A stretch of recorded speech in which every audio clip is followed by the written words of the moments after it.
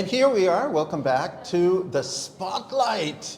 This is our 40th broadcast, 40 weeks in which we have hoped to connect locals with excellent product and service providers, with event organizers, and all kinds of people that we may want to know as we connect deeper and deeper with Puerto Vallarta. Today, we have two amazing guests. We're going to learn about acupuncture, and we're going to learn about some unusual hikes that can help us explore around the city, but also can leave us satisfied as far as our hunger is concerned. But let's take things one at a time.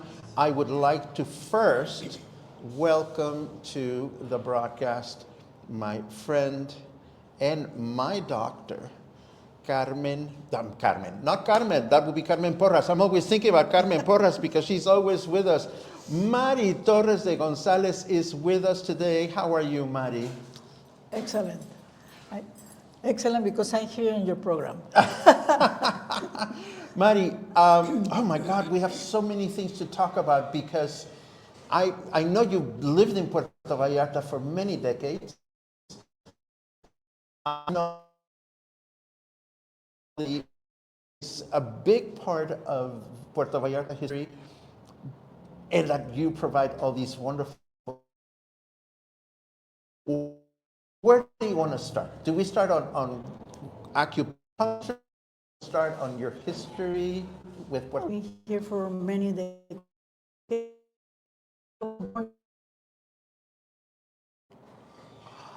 I didn't know that. Why did My family has been here since my Guadalupe Church in 1910. So we've been here for more than a century. You know, and my grandchildren is the fourth. So I know that you married into the family that owns the rancho, and for some reason I decided in my crazy mind that meant that you must have come from elsewhere. But if you have been here since the day you were born, you must have seen so many changes. Yes. I think as I grew up is when Vallarta started to change, to grow, and never been the same. You know, I was maybe 9 years old when the Night of the Iguana movie was filmed, and that's what started it all. You know, all the growth of Puerto Vallarta. Mm-hmm. How was it like for you to grow up as a teenager where were you living actually? Downtown, around the main church. Oh, really? Yeah. Oh, wow. I think we all Vallartans, since of our generation, we still have a nostalgic feeling in how it used to be. Can you imagine that our playgrounds were the streets? There were only three cars in town. 3 cars in the whole city? So we can sit in the Juarez Street as long as we wanted with no problem. So, and then all the places that we used to visit, going to the beach, go to the river.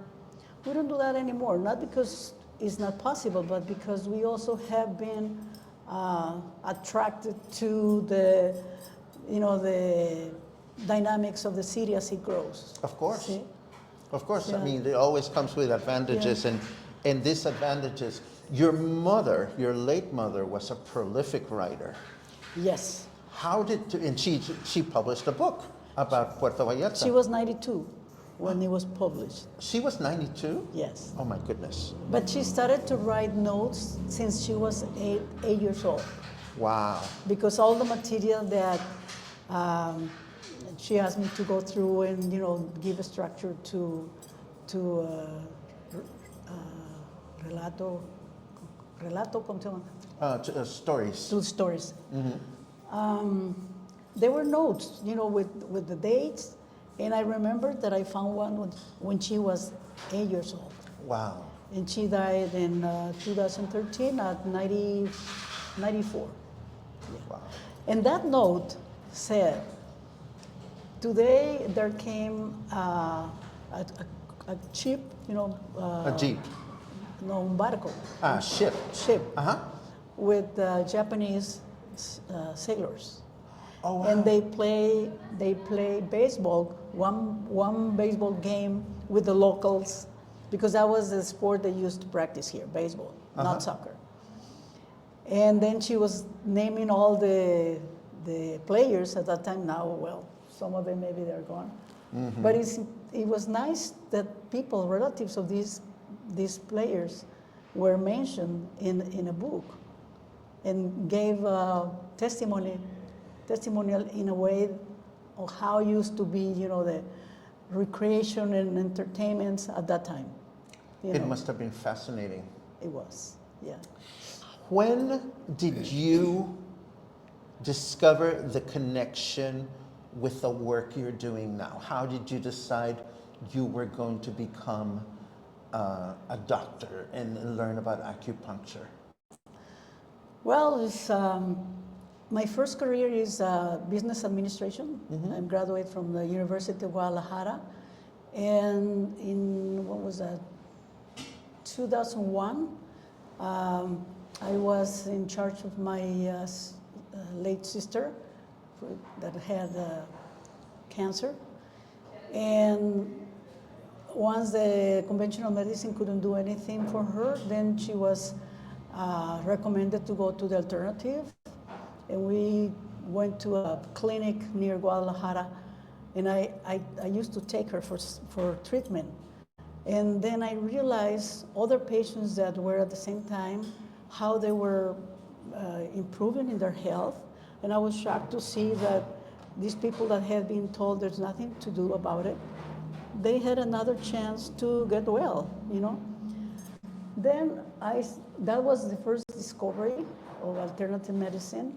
And then later, there was a promotion in the University of Guadalajara course about acupuncture, so I joined it, and then I liked it so much, and then I started to practice. Wow. So I'm graduate also from the university as an acupuncturist. You told me once, or more than once, that you have a number of international patients, people that come from elsewhere. I would say 85 to 90%. How do you think people visiting from north of the border, or people that are foreign to Mexico, are willing to accept the possibility of international alternative medicine? Are people opening their eyes to? I read once that they were mentioning that out of 10 patients, 6 of them will like to go for alternative medicine. Interesting. And that is high, 6 out of 10. Wow. So let's imagine for a second that I know nothing about acupuncture. And if anybody's watching out there and you have questions about acupuncture and some of the things that we're going to talk about, please feel free to ask the questions. Mari is amazing at what she does, and I'm sure she'll be happy to answer the questions. As always, if you add a capital letter Q at the beginning of your question, that would be extremely helpful. So the question would be, let's imagine that I heard about acupuncture and somebody gave me your number, which we're displaying it on this little ticker in case anybody wants to get in touch with Mari. I call you and I say, I heard about acupuncture. What is acupuncture?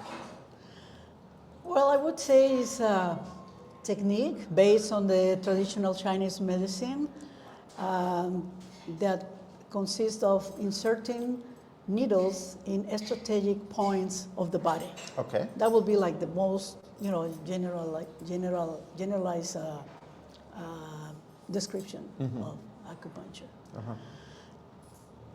At the beginning, when I read that, because I said the use of needles is not only how we practice acupuncture. The point is as all you have to do is stimulate. And you can stimulate with needle, with pressure, with heat, with electricity. What else? Yeah, mainly. So the term acupuncture is short. If we consider, or laser also, if we consider that the points, the strategic points in the meridians can be stimulated by many other Now, ways. here's a question that I have.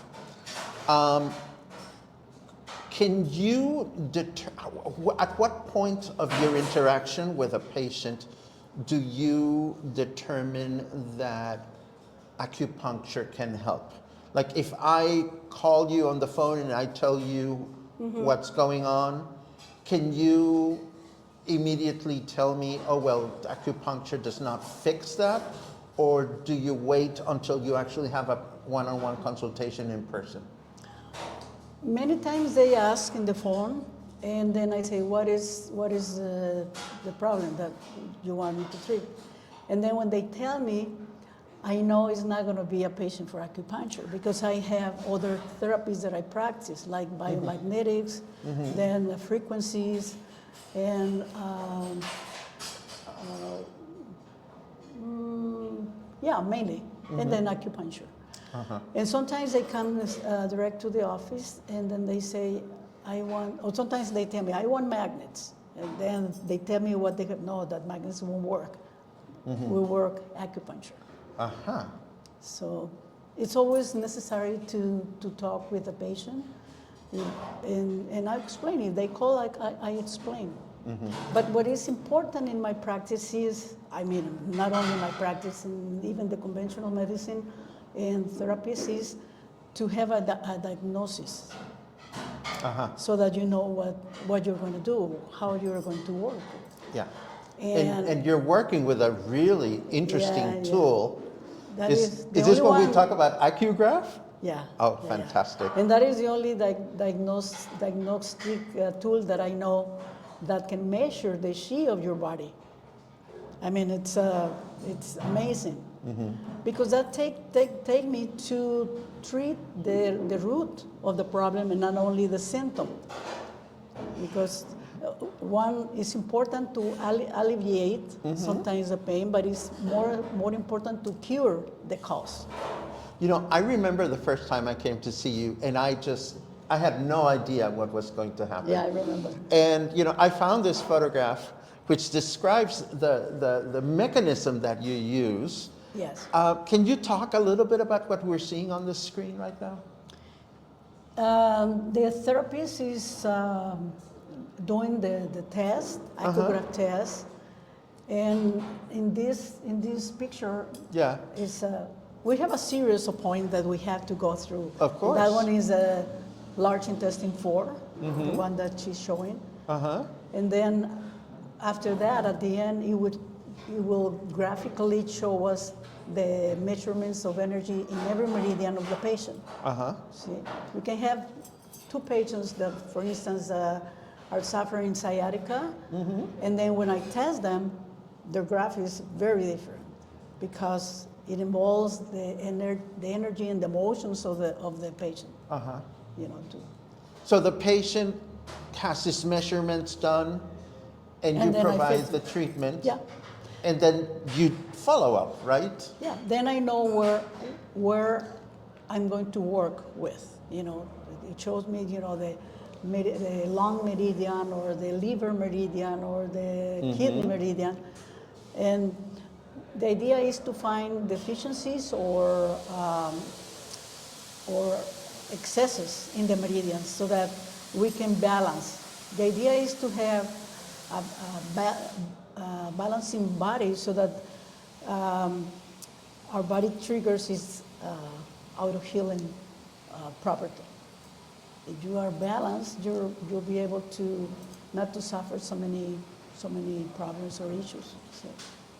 Talk to me a little bit about Rancho Ojo de Agua, this beautiful place where you have your practice, which of course requires you talking a little bit about how you got married, how you fell in love, because you married into your husband's property, is that correct? Yeah, but I didn't marry him because he owned that property. Well, I know that. I know that. But it's not a bad deal, is it? Isn't that what, no? It's not a bad idea. No, no. Seriously. Well, Okay, so you married your wonderful husband. he's also born, Vallarta born, Uh-huh. born and raised here in, And a sought-after well, dentist. he's a dentist. Yes. And we knew about each other, but never met, you know. Mm-hmm. You know where we really met? At Where? the dental chair. No way. Yeah. You were his patient? Yeah. Love at first consultation. I love it. So we've been married, we'll be married 51 years in April, this coming April. So that's, you know, whole life. And the Rancho Ojo de Agua used to be his father's working ranch. He used to grow flowers and lilies. I think it was the only one who grows lilies in Vallarta. And fruits. Horse fruit trees. rides.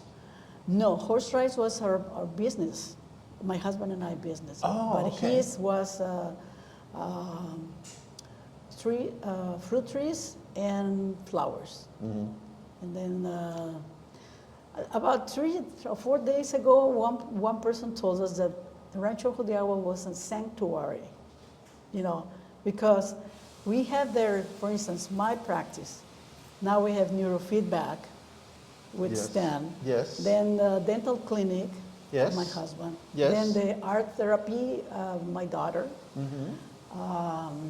Yoga, done by a therapist from Venezuela. And then osteopathy, my son. Yes. So it really is, it's becoming a health place, you know. A health destination. A health And destination, what yeah. I find fascinating is that it is all located within this ranch, which is now in the middle of the urban chaos that is the city. It's like an oasis. You are. and your family must get so many offers All the time. to To sell. because it's a huge Yes. piece of property. It's around 17,000 square meters, not 2 hectares, but 1.7. Yeah. That is, And we live there too. of course, We have our clinics, our offices, and then we live there too. you have every potential to become Puerto Vallarta's alternative medicine destination. I love it. Yes. Tell me more about, oh my goodness, what a nice endorsement. Hello, Pam Thompson. Oh, Pam. It is always great to see you. If your ears were buzzing earlier, is because Angela Kelleher and I were speaking about you. I hope you're well. Pam Thompson Webb says, one of the most grand women in Vallarta. Thank you, Pam. Saludos.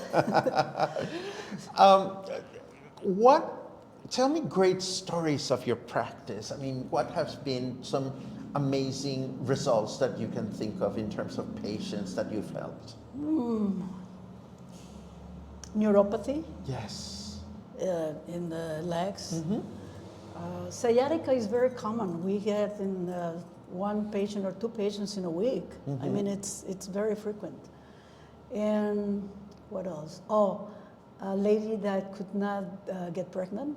Uh-huh. And now she has a 6-year-old boy. Really? Yes, so it was like shocking, you know, to see how it changed their lives. They've been trying and trying and trying, and the body responded to the treatment very well. So for anyone that is not familiar with acupuncture, I suppose the thing to do would be to get a consultation with you? Well, when they call me, they say, how much is the consultation? I say, no, for coming and talking, I don't charge. You need to know what I do. You need to know the different therapies that I offer. And then if she decides to, or he decides to stay at that moment, or make an appointment for later. But And then by phone, I get a lot of people asking for information. But you prefer it's in person? I prefer. That makes perfect sense to me. Yes. And based on that consultation, I would imagine you determine the course of action. But if they come after we talk and they leave, no charge, because I don't charge for talking. Neither do I. I think I don't. I could be wrong, but I don't think I'm charging for talking. Oh, no, yes, I do. I do music appreciation presentations, and I do charge for talking, but that's a different circumstance altogether. What are we missing? Oh my God, people need to know, and I did some homework. You are the only provider in Mexico registered with this acograph. Is this correct? No, there are two more. One is in Guadalajara. The other one I think is Tijuana. But I know I'm the only one from Tijuana to Zihuatanejo. And you're the only one in Puerto Vallarta. In Puerto Vallarta, that I know. So people want to take advantage of this. It is with you. You know, the echograph is like a tune-up you do to your car, but you do it to your body. I know. Because then it's we never had therapy that balanced all our energies. And now we have that tool. And then once I very frequent hear patients saying, or when they have pain after the session with acograph and then me with a laser, they say, I'm fine. So I always recommend 2 sessions because we need to compare from the first one, before and the after. graphs, yes. But I think no more than that, 3 or 4 at the most. I think I have never treated more than 6, except the person that I treated with a neuropathy in the legs. You know. Here's a complicated question. You told me you learned about these line of treatment through your sister's disease. Yes, I discovered that there were other, alternative cures rather than the conventional medicine. Was your sister able to conquer the disease? Yes, when she was told there's nothing to do, they told us, maybe it was August, they said we'll be, it will be a blessing if we come with her for Christmas, and that was like 4 months. And she lived another year. I used to take her for the therapies, and then after the 4th or 5th, she used to go by herself. I mean, you could see how she was improving. She was eating better. Her problem was ovarian cancer. Oh. Ovarian cancer. So it was very, very aggressive, So she got complicated for after so many chemios, and then she had problems in her guts, for as a consequence. And I think that's really what took her away, But I hope to believe that the legacy she left with you through this knowledge that you acquired keeps her alive. I never thought that I would be doing what I'm doing. Because I was like in the business area, I was in charge of the business of the family. I still kind of do also, but I never thought that I would be doing this. And I just got, fascinated. I like the idea that every patient that I see for me is learning more, and I do research, and I go through my notes so that I'm sure that when I treat the patient, he will get the best of me. I see. And something important, I don't use needles unless people ask me for. Because with the lasers that these people from the echograph develop, it gives you the same effect that in 15 seconds what a needle gives you in 20 minutes. That is really important to know. Yeah. Here's an interesting question from a viewer. Albert asks, would it make sense to do the acograph even if no known major problems, just to get an idea of the current body issues? So here's someone that doesn't. That's a very interesting. It's someone that. Thank you for reminding that. Yeah. It's not indicated for people that are or were epileptic. Okay. That people with pacemaker, if they're pregnant, Yeah. the ladies, and if they had an organ transplanted into the body. Those 4 things are, contraindicated. But what about, I think Albert might be referring to, okay, can I just go through the diagnosis as a preventive measure? Well, it has no reason just go for that if you don't get the treatment. Yeah, but Is that what you asked me? yes and no. Yes and no. Let's say if I wanted to go to the doctor just to do a checkup, the doctor might want to take some tests. So if somebody came to you and said, well, I don't know that there's anything wrong with me, is it worth it for me to go into? Yeah. Well, the good thing about echograph is that you may discover issues that don't show symptoms yet. So it is important. It is important. And it is helpful. Yeah, it is helpful. And sometimes these are hidden issues that people don't even know that they have until we graph them, and then we say, oh, there is deficiency in the kidney meridian. And then when I ask people, are you having, some, and then they tell me, it's very accurate, very accurate. Fascinating. Yeah. Mari, what are we missing? Am I forgetting to ask you anything important that you think people should know about? Well, I will insist in, because, we never plan how to be healthy probably when we get old. Yeah. And good thing about this is that no matter if you are a person that fit person or has a healthy life, if they all of a sudden discover that echograph will be a therapy that will help them, a diagnosis tool that will help them, then they will be getting a tune-up like your car. Yeah. You can drive the car without having a tune-up, but when it's tuned up, it's better, Of course. Same with the body. Yeah.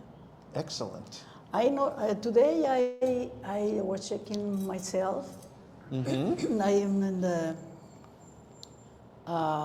my records, and I have done to myself 57 balancing. Wow. And I say, I know that when I know when I need to do it. I know when I am not balanced, and so I treat myself. So people that tell me I have insomnia, I am very anxious, anxiety, irritability, then they should know that probably they're unbalancing their meridian energies, and that can be fixed. See? Excellent. Along with the treatment, also I recommend some supplements that I buy directly from a laboratory in Mexico City. So, and that is because the traditional Chinese medicine is completed the treatment with herbals. But I found these supplements that were like a substitute, good substitute, because it's a good laboratory and because it's done with all natural ingredients. See? That's wonderful. Yeah. Well, it's a pleasure to connect with you. It's a pleasure to, having met you a few months ago, it's a pleasure to share with people that are watching the knowledge of what you're doing. It's a pleasure to see how you reinvented your life. So many of us do that when we come to Puerto Vallarta. Like, I laugh because whenever I do my morning broadcasts, I'm telling people what the weather forecast is going to be like. And I think to myself, I never imagined that You'll be doing that. I'd be doing this. But it's a good thing. It's So a good thing. that's the good surprises life gives you. Absolutely. See? And speaking of good surprises, I understand we're giving away a therapy session. Yeah. Is that correct? Yeah, yes. Friends, this is your chance to enter the world of Mari González. We are going to give away one free therapy session for whoever writes the magic word on a comment. And the magic word today is needle. Not because all the treatments are provided with a needle, but that's the word that I came up with. So if you want the opportunity to have one free therapy session with Mari, just write the word needle, and we will be doing a giveaway in a second. Meanwhile, I see that Laura makes a comment saying, I always wonder, does it hurt? Does anything that you do, whether it's magnets, needles, laser, does it hurt? One of the reasons I prefer to use a laser is because it's non-invasive. The needles, some people like them. I don't like them myself. I used to always practice when we were studying, and it hurt. It was painful. And my practice is very much oriented towards treating pain. Pain management. So I say people come with pain, and then I'm going to put needles, and I'm going to cause more pain. So that's not right. Of course. So then that's why I look for another way to stimulate the points, and I found the laser. Fantastic. Fantastic. Well, let's do this giveaway. As I can see, check this out. This is going to be so exciting because I am looking here that we have 9 people that have submitted the word. So we're going to do our drawing. Ooh, yeah. How exciting. Who will it be? Who will it be? Who will it be? Boom! Feliz Peña. Feliz Peña, congratulations. You are the proud winner of one treatment with Mari. Please take a note of the phone number that appears at the bottom of the screen, Phyllis, because that's the number that you are going to use to connect with Mari to collect your free treatment. Yay! Well, Mari, this has been such a pleasure. Thank you for inviting me. Please come back. I enjoy the interview because it makes me really tell people what there is, Which is important. Yeah. Bring your doctor dentist husband next time. I will. Because he's very popular. He's probably very busy to come and join us, right? No, not today. I know, I'm sending hints at the good doctor that's sitting over there. Anytime you do anything wonderful with your property, anytime there's anything new that can allow us to connect with that wonderful sanctuary that you have, please, this is your home. I will. We want you to come back. And thank you everybody for hanging around during this first interview. We're going to do some quick microphone changes so that we can get Neil in place. But for now, Mari, thank you very much. Thank you. And thank you guys. We're going to switch gears. Everybody watching. Exactly. We're going to switch gears and we're going to come back in a second. Mari, muchas gracias. Gracias a ti, Paco. Neil, come on in. Come on in. We are getting our friend Neil Gerlowski all set up. Let me very quickly do this. Microphone for you. And let me bring us back on the screen. This is our very Mexican way to do, not Mexican, a very familiar way to do our presentations. And here we are. And here you are, Neil. The only thing that I have left to do is to put up your banner on the screen so people can find you, and there you go. Hello. Hello, Paco. It is so much fun to do this because we have all these buttons to push and all these things. But I'm so happy that you're here. Let me introduce you properly. I had the pleasure of meeting Neil some time ago, actually, like over a decade now, right? Yeah, I think so. At the Jardín Botánico, at the Botanical Gardens, where Neil was working. We've stayed in touch, and now Neil is doing all kinds of wonderful things. Among them, a new venture, Soul Shine RX. That's right. Please talk to us about this. Yeah, so after my time at the garden, I worked there for about 10 years, from 2010 till 2020. I've reinvented myself in a couple of different ways, and I'm always finding myself going back to hiking and other outdoors pursuits, and recently a lot of health-related pursuits. And so the new business venture that I've started together with my wife Sky is called Soul Shine RX. And Soul Shine, because healthy living and time in the great outdoors allows our souls to shine. It rejuvenates us and helps us with mind, body, and spirit. And then the RX part, like a doctor's prescription, the prescription that I think most of us need for health is good eating, time in nature, not necessarily a lot of big pharma medicine. Fantastic. And you're doing these hikes. Yeah, so the hikes are one of the offerings that we have, and I'm available for leading hikes whenever. If there's small groups or even occasionally individuals, I could take them hiking in dozens of destinations I know all around Puerto Vallarta and beyond. So from beaches to waterfalls, mountains, etc. You may contact me for that. We've also got a monthly scheduled hike at Rancho Vallejo in Nayarit, and the hikes there are foraging hikes. Aha. Talk to us about those. Yeah, so our forests, they're tropical dry forests here in the Vallarta region, and they're just jam-packed with plants that we can eat as is, or some of them require cooking. But it's a really neat way to connect with a forest, to be able to learn what plants. First, we learn the plants that could harm us, so plants that are toxic and that we want to avoid touching or ingesting. And then after we know what we can't have, it's fun to start dabbling with what we can eat.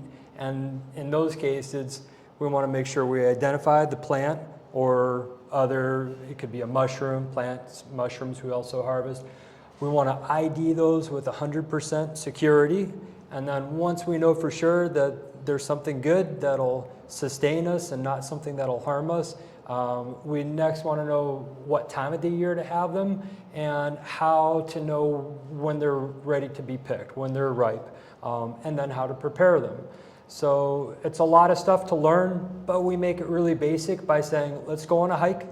We're going to go through the woods, and Francisco de la Peña from the Rancho Vallejo is an agronomist. He's an expert on plants, and he's lived here his entire life. So he's one of the best people I know to lead these kind of hikes in the forest, and he teaches me each time we go there. So despite how many years I had working at botanical gardens and hiking, etc., I'm always learning new stuff, and it's amazing to do so with the help of an expert like Francisco. You sent me some photos. Yeah, let's check those out. You sent me this photo where I can see you hugging a tree with Sky, your wife. That's right. And you're collecting some grains here? What are those? All right, so let's talk about the tree hugger photo first. And yes, I'm a tree hugger. That particular one is scientifically, it's known as the Interlobium cyclocarpum, which is a fun name for me because cyclocarpum means eye-like seed, like cyclops, right? So the seed once it's removed from its pod, looks like an eyeball. And we also know that more commonly as the parota or Guanacaxle tree. We're and familiar with that. Okay, and those seeds are actually edible if they're toasted or if you germinate them. Fantastic. Yeah, and then the other photo that you asked me about there, I love the name of this plant. It's maybe the most Mexican sounding of all the edible fruits that I know of. It's the Juan Perez. Yeah, and that one we actually weren't harvesting because it's too green still. But I'm hoping that for our February trip, those will be ready to harvest. And from my understanding from Francisco, they've got to taste like a wild grape. Fascinating. And then, of course, I have another. Oh no, that's not it. That's not it. I thought I brought other photos, but I had a photo. Okay. You sent me a photo of you guys enjoying the meal. So you gather all the I stuff. do remember sending that. That's right. And you then cook it. Right. So while we're hiking, Luz, Francisco's wife, is kind enough to stay back at the restaurant and kitchen and start preparing food for us, because we don't limit ourselves to just what we happen to forage in the forest. Luz goes out and buys other ingredients that complement that and starts preparing food. And then we come back with our collection bags of whatever we happen to have from that day. So for the last hike, we had tacuachin, which is an edible root.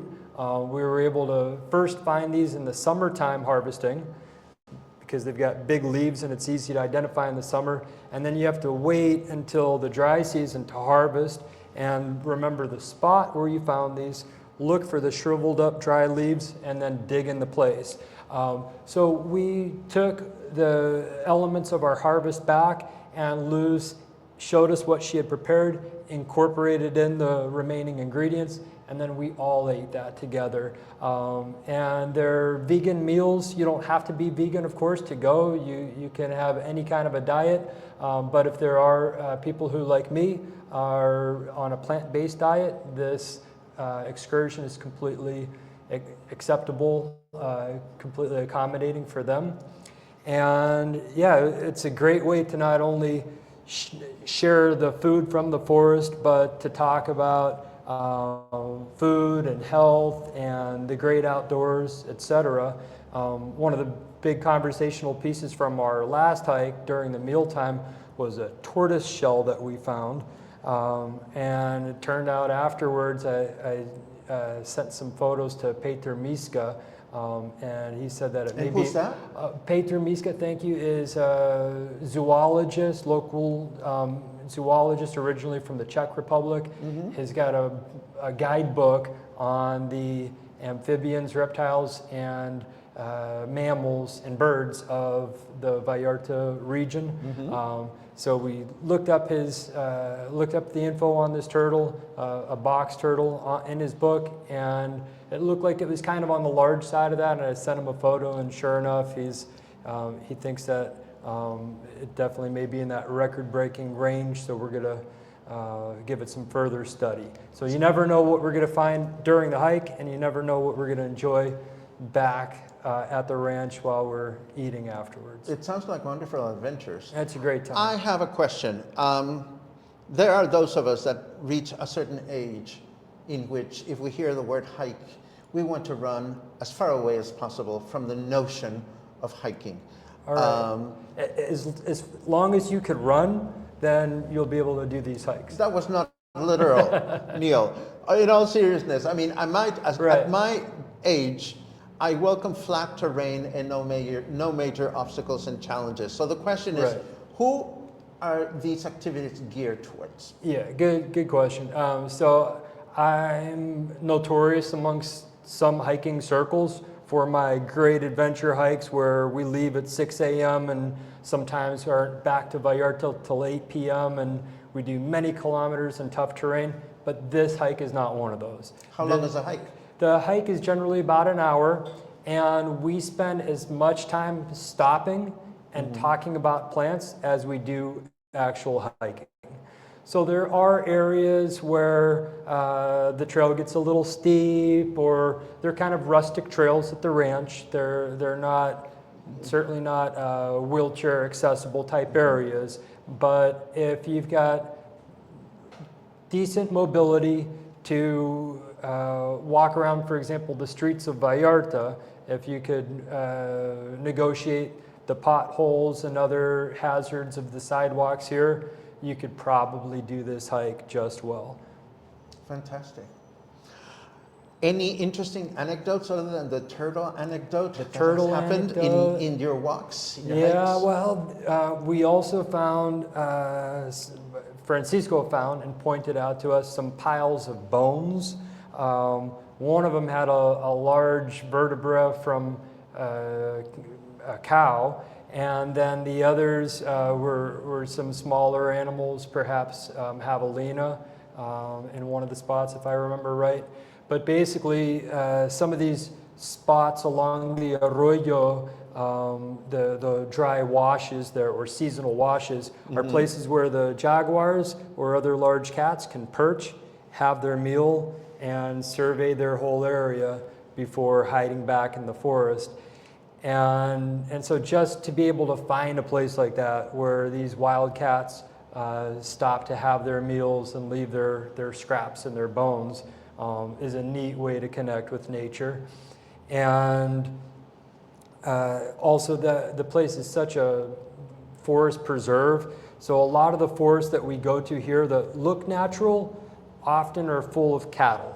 And cattle have a way of grazing out everything from where they could stand on hind legs, because cattle can do that when they're hungry enough. From there down, it's often denuded, and in areas like Rancho Vallejo, the cattle are excluded from it with proper fencing, they are so much greener. And every layer of the forest, from the top of the canopy down to the understory, is lush and green and super biodiverse. So to be able to enjoy a place where somebody who's spent so much time maintaining that, because it's not easy to keep cattle out around here. If you've got a green patch of land, they want to get in, and they will surround it during the dry season, trying to broach their way over fences and get in. How far is this ranch? The ranch From Puerto is, Vallarta. so from Puerto Vallarta, so it's in San Juan de Abajo,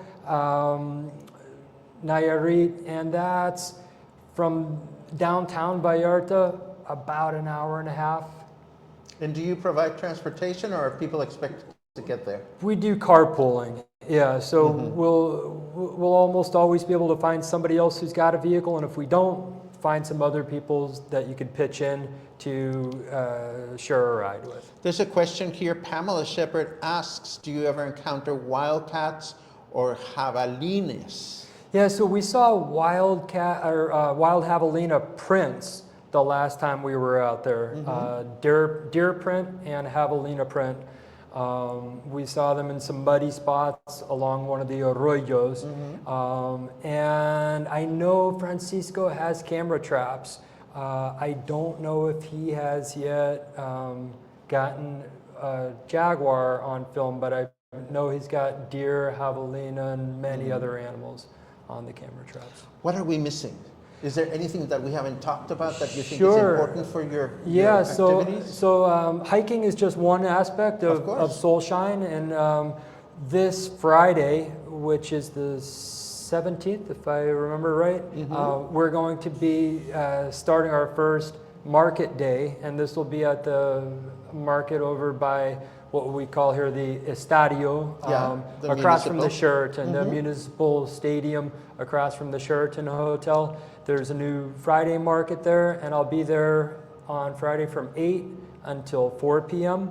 And we'll have some Capomo products from Rancho Vallejo available to sell, including Capomo coffee and ground Capomo that could be used as a flour substitute or as an additive with flour, of super nutrient rich additive, I may add. We'll also have mushrooms from our partners in Guadalajara with Fungi House.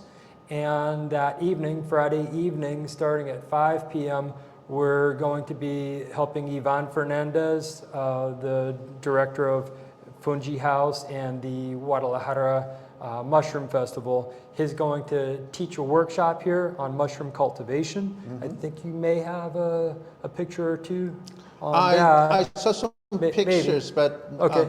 If not, basically a time to learn how to cultivate your own mushrooms, and everyone will get their own mushroom kits for making their own. They'll learn from Ivan during the course of the 3-hour workshop, and there'll be some treats, mushroom snacks available for that as well.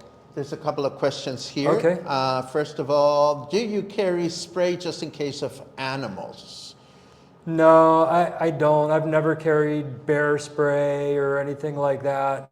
When I was a park ranger in Arizona, I carried pepper spray, and the only 2 times I deployed it were times that I got sprayed myself during ranger training, and then one time one blew up in a hot vehicle.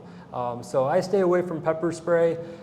In general, even though jaguar and there are other critters out there that are certainly capable of killing a human, most of them really stay far to avoid us. And jaguar attack on a human is extremely rare, much rarer than mountain lion, for example.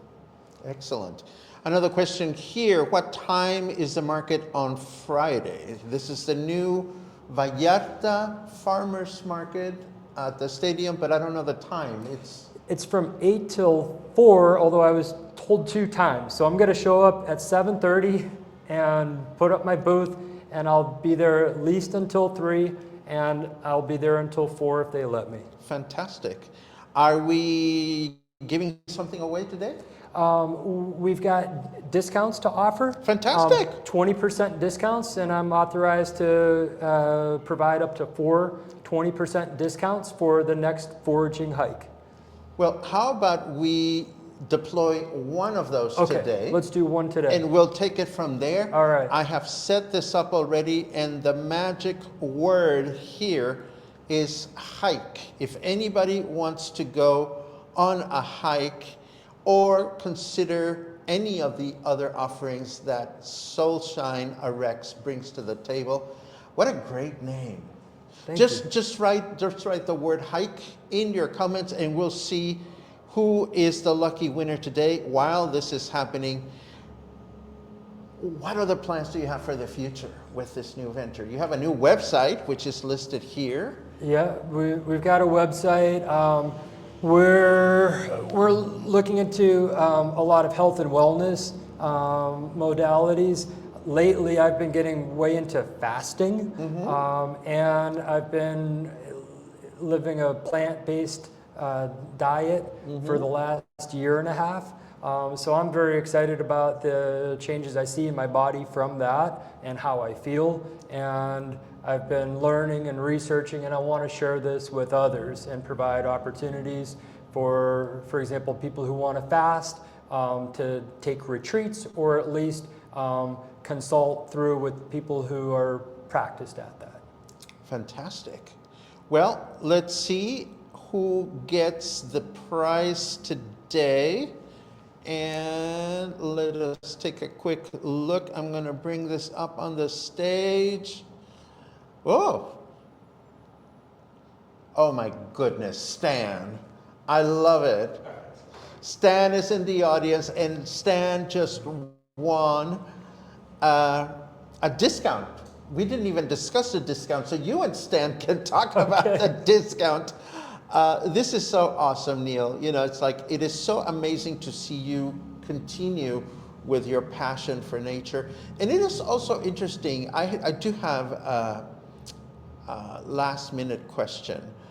How do you see awareness for environmental issues changing and hopefully increasing in Puerto Vallarta through the passing of time? Are we becoming better with our planet, or are we screwing it up? Well, there's a lot more of us, and our trends as humans are to consume more. So those two are big challenges. There's certainly, amongst certain sectors, increased awareness.